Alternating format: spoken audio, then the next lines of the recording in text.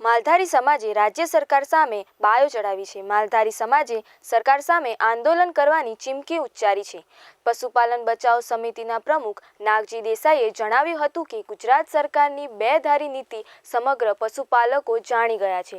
પશુપાલકો દિન પ્રતિદિન બેરોજગાર બની રહ્યા છે।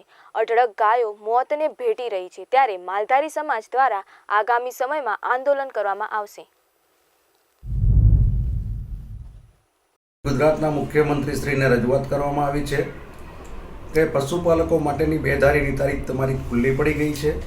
એ નીતિના કારણે આગામી દિવસોમાં અતિ ભારે આંદોલન ગુજરાત સરકાર સામે પશુપાલકો કરશે।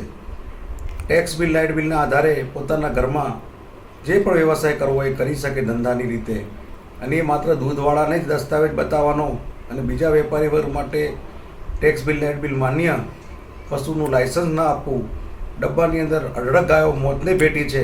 આ બધા કારણોને લઈને આગામી દિવસોમાં ગુજરાત સરકાર સામે અતિ ભારે આંદોલન થશે તેવી રજૂઆત પણ કરવામાં આવી છે। પશુપાલકોની માંગણીઓ ટૂંક જ સમયમાં સ્વીકારવામાં નહીં આવે તો આગામી દિવસોમાં અસંખ્ય પશુપાલકો રોડ પર ઉતરશે।